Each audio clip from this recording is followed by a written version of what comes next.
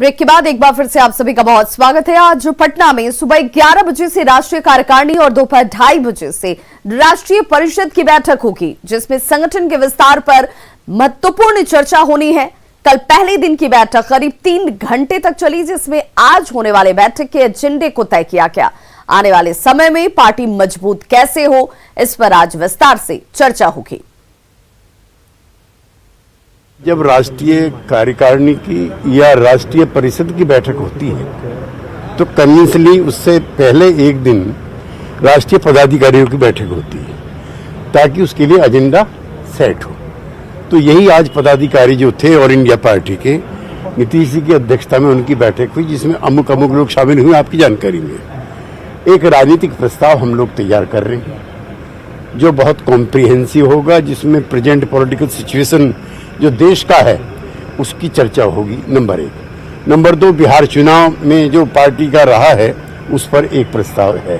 आने वाले समय में जो जिन जिन राज्यों में चुनाव होने हैं उसमें जेडीयू की क्या भूमिका हो रही है, उन सब चीजों को लेकर प्रस्ताव हों। कल प्रस्ताव रखे जाएंगे, उस पर बहस होगी, वो पास किए जाएंगे।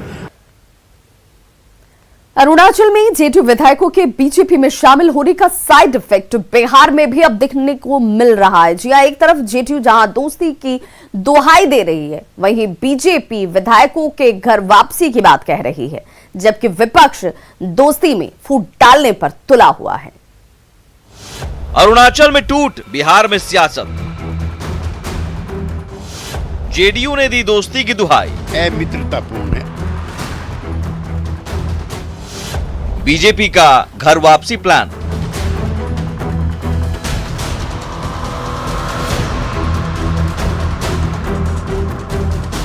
अरुणाचल जेडीयू में टूट के बाद बिहार का सियासी पारा 7वें आसमान पर है।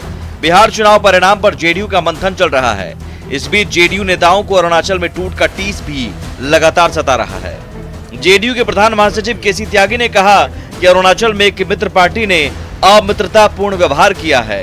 इस पर बीजेपी ने भी सधे हुए शब्दों में जवाब दिया।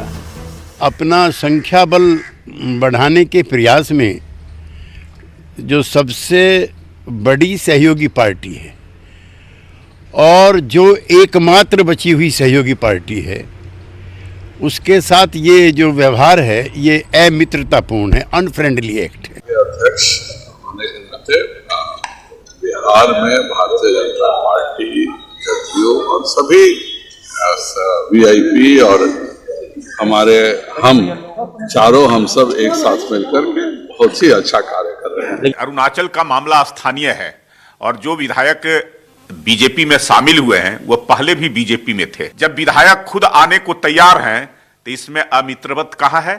विधायकों को अगर संभाल नहीं सकते हैं तो इसमें मेरा कोई दोष नहीं।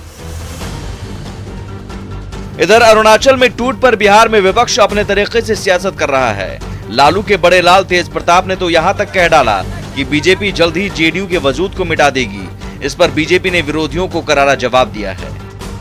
भारतीय जनता पार्टी ने गठबंधन धर्म के साथ जो है घात किया है। विधायकों को आप तोड़ रहे हैं, ऐसा कभी गठबंधन में तो सुना नहीं गया है।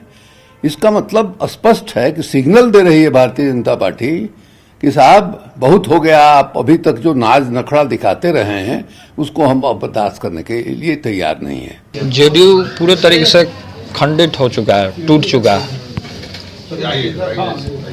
नीतीश कुमार जी ने जो फैसला लिया, बहुत गलत फैसला लिया। खुद अपने पीठ में छुरा मारने का काम किया, खुद अपने। हमारी चिंता करने की बजाय आरजेडी को अपनी चिंता करनी चाहिए, क्योंकि लगातार वो जितनी बार टूटे हैं, बिखरे हैं, उसका एक अंतहीन श्रृंखला है। बिहार विधानसभा चुनाव के बाद पटना में जेडीयू का मंथन चल रहा है। सीएम नीतीश कुमार पहले ही कह चुके हैं कि बैठक में अरुणाचल के मुद्दे पर भी बातचीत होगी। इस बीच सियासत भी खूब हो रही है। न्यूज़ 18 के लिए पटना से साकेत और धर्मेंद्र के साथ दिल्ली से अमदेश की रिपोर्ट।